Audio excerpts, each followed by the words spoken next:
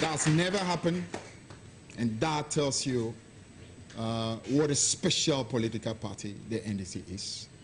But we can only be grateful to the people of Ghana for making that a reality. And President Mahama will, in due course, let the country appreciate that we intend to make it a very responsible majority in Parliament, one that will put the well-being of the people of Ghana and the progress of the people of Ghana at the very forefront, and not one that would want to use that majority for anything that is not positive and for the well-being of Ghana. Now, let me give some details relating to the parliamentary elections. We still have a few that are not completely confirmed, but our count shows that we're talking, as of now, of at least 185 seats that are within 185 seats that are with the NDC. We'll see what happens with the remaining ones that are still in the toss-up category, and we'll make sure we cooperate with the Electoral Commission. We'll make sure our agents do their work diligently. We've actually sent clear instructions to our supporters to allow for the processes to happen, for there not to be any violence, no intimidation, because the evidence of the game is pink sheets. And we've told our supporters, let's work hard. Once we secure pink sheets, there's nothing anyone can do. Now, so 185 in the back. Now, before I go into the details of this 185, let me also say that this particular green wave that has swept the country has actually brought about the winning of seats that we've never won in our history. And when I mean never won in our history, I mean in the competitive history.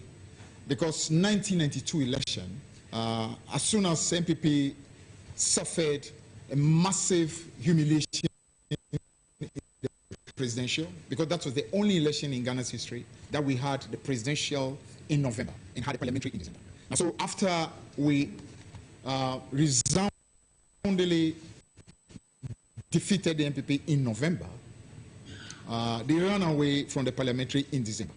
So let me just tell you that the NDC in '92 was also known as the November-December champions. November-December champions. And MPP, after suffering the November humiliation, ran away from the December humiliation. And so therefore, it was virtually not as competitive. So therefore, there are certain seats that we can only start classifying from 1996. Now, so from the competitive election, parliamentary election that happened from 1996, there are seats that NDC, as a political party, has never won. But in this election, the green wave tsunami has been able to sweep even some of those seats that are considered no-go as far as the NDC is concerned in the competitive sense.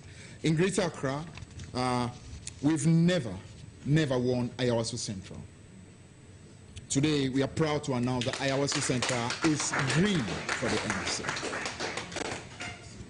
We've never won Okaikwe South. Today, we are happy to announce that Okaikwe South is green for the NDC. We have never won Tema West. Today, we are happy to announce that Tema West is green for the NDC. We've never won Domi Kwabinya. And even though it's not finally declared, we can tell you that we know it's green for the NDC. Now, in the central region, we've never won Ewutu Senior East, known more like the Kaswa area. Today, Kaswa is fully green for the NDC. We have never won Asin Central. That's the Honorable Kennedy Japan's constituency.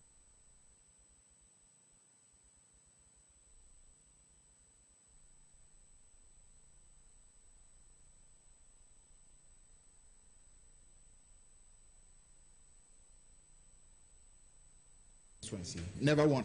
Today, we are happy to tell you that Asin Central, for the first time, is green for the NDC. We've never, today, second day has become green. We have never won Kwesiminti. Today, that constituency also is green for the NDC. We have never won Esikado. Today, Esikado Ketan is green for the NDC. We've never won Takwa Nswayem in the Western region. Today, Takwa Nswayem has become green for the NDC. We have never won Sunyani East. That's J.H. Menson's original set. Today, J.H. Menson will be looking down and know that the green revolution, the green tsunami has truly swept even that seat that belonged to him. We have never won Sunyani West constituency. Sunyani West constituency is in the bag today and is green. We have never won Doma East. We've never won Doma Central. Those two constituencies are in the bag as well and are green. We have never won in the Asutifin North constituency has never been won. Today, we are proud to announce that that great constituency has become green as well. In the Eastern region, we've never won in Nsawam Idrejri. Today, that constituency is green for the NDC. Oh, that's the chief whip constituency. So the green revolution, the green wave has swept and swept. Even the chief whip of the NPP has been swept. The chief whip has been truly whipped by the green wave. We've never won Ekwapin South. Today, Ekwapin South belongs to the green corner. We've never won Lower West Akim. Today, Lower West Akim is green. In Ashanti region, we've never won Adansi Asokwa, the constituency of K.T. Hammer. Today, Adansi Asokwa is fully green. We have never won Ahafuano Southeast. Today, that is also green for the NDC. And finally, we've never won Obuasi East. Today, Obuasi East is fully green for the NDC. A few moments ago, I heard my counterpart, the General Secretary of the NPP, claim that Obuasi East has been won by the NPP. He's gotten it wrong. But you can appreciate this. This tsunami that has swept is so big that you can understand that my counterpart and his colleagues are very much still in a daze, and they are still not too sure about what really is happening. So we can I'm sure by tomorrow morning it'll be much more calm and be able to come to the reality of what really has happened. Now, in terms of the breakdown, in regional breakdown, Volta region has all 18 constituencies green.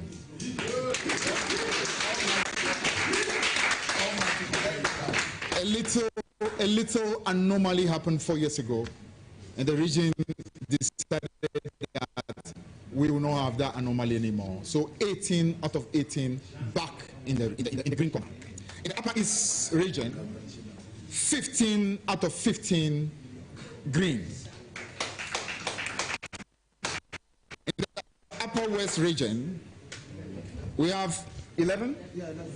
We have 11 in the Upper West region. In the OT region, we have 9 out of 9.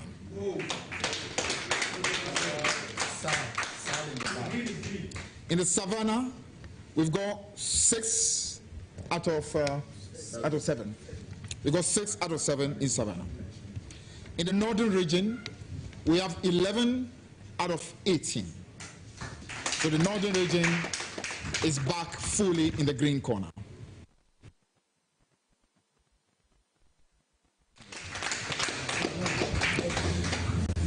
In the Northeast, out of the 6 constituencies, we've got 3, and then we allow the Baumia to have the comfort of 3.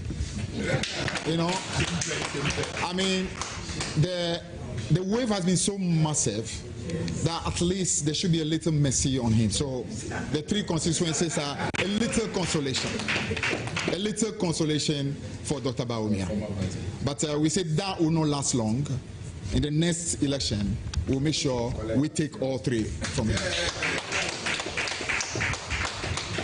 In the central region, we won 18 of the seats in central region out of 23. That's a massive performance. In Bono, we got 11 out of the 12. 11 out of the 12. So Bono is fully green. In Greater Accra, out of the 33, 34 in Greater Accra. At the moment, we have 27, but we actually are looking 28 out of 26, out of the 34. Western North, I think Western North we lost just one. Just one. Only Swaman. So effectively, out of the 8, we got 7. We got 7 in the Western North. In Bono East, we actually lost just one as well. Bono East, we lost just one, or at least only one is not yet confirmed to be with us. Only one is not yet confirmed to be with us. So we've actually got the remaining 10 of them in Bono East. In the Ashanti region, in the last election, we had 4 of it. We can confirm that as of today, we've got at least 8 of them in the bag. 8 of them in the bag. So that is the regional breakdown as far as the parliamentary contest is concerned. And as we say rightly, we're talking about a very significant majority, and a majority that we aim to use responsibly and use for the progress of the people of Ghana. Now, we also want to quickly comment on the fact that the process as far as the presidential results is concerned. We actually would urge the chairperson of the Electoral Commission, Jean Mensah, and the team to want to make sure we do not unduly delay. We know for a fact that nothing can be done about it. It's totally already in the bag. And as the presidential candidate of the NPP himself did, conceding very early.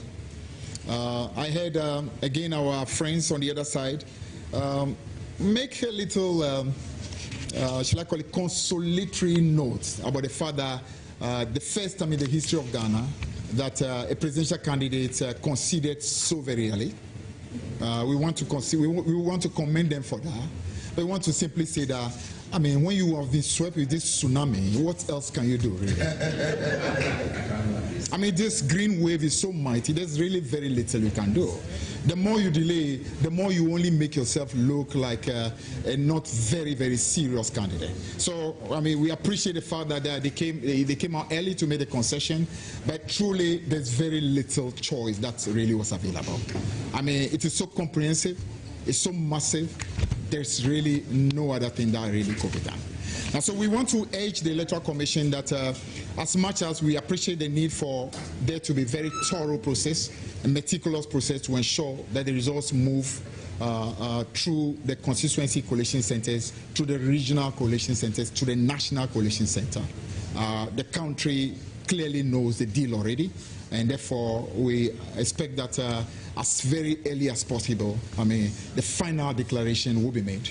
And so that for the country to clearly know the final position, then our flag bearer will be in a position to address the country as the president-elect of the Republic of Ghana, in order to be able to let all of you appreciate the gratitude that he feels, the gratitude of the NDC, the gratitude of all the people who have voted for us for the job that has been done during this election.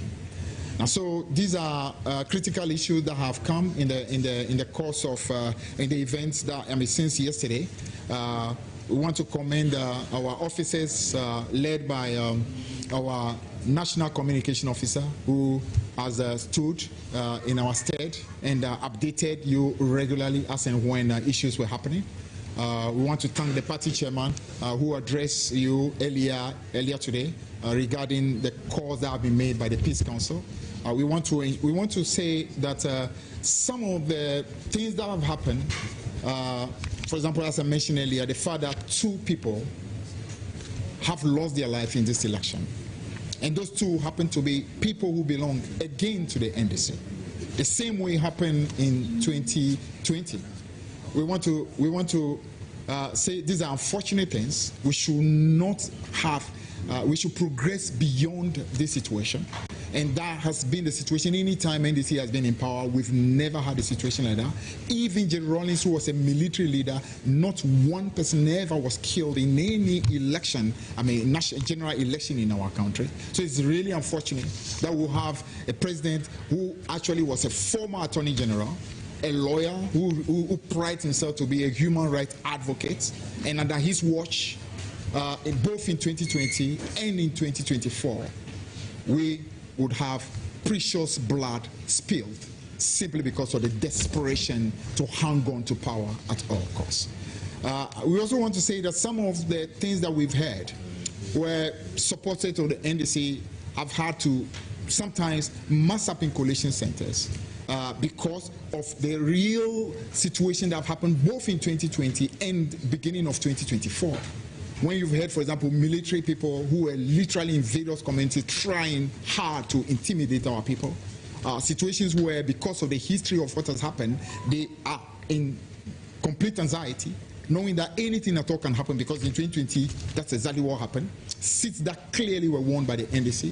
Before we realized, all kinds of criminal things happened and results were changed. And from a position of about 145 seats that we clearly had won in 2020, it whittled all the way down to 137. So naturally, with that kind of history, you appreciate why a lot of our supporters this time around will be far, far more vigilant, would want to ensure that such a thing does not repeat itself. And we can give you that promise, and I'm sure President Mahama will be reiterating it tomorrow, that under our watch, there will be no need for one person to even, what you call, lose his life just because of desperation to hang on to power. So this very unfortunate thing, we hope to God that now that Nana Akufo-Addo has finally reached the sunset of what I can only describe as a disgraceful presidency, the most violent presidency in our history, a forgetful presidency, we can put this incident of people dying on election day, on general election day, behind us, and be able to move into the future with maturity, with evolution, knowing that the will of the people must be respected at all times. We do not need to kill each other simply because we want to hang on to power at all costs. So, ladies and gentlemen, thank you very much for coming. We wanted to give you an update, especially on the situation regarding the parliamentary result, and also let you know some of the seats that are still not completely confirmed, and to let you and to assure you that even though there's such a massive two-third majority clearly that we have won, you can rest assured as a country that it will not be one that will seek to simply do things for its own sake, but one that wants to leave a legacy, one that wants to show that it is possible to fight for the people of Ghana. That is what this business has been about. And we want to again thank all of you for ensuring that the power of the people became massive and resonated in this election, so that the whole of Ghana will appreciate once and for all that power ultimately belongs to the people. Thank you very much.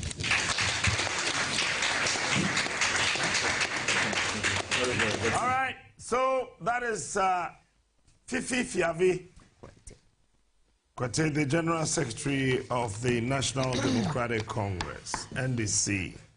Oji.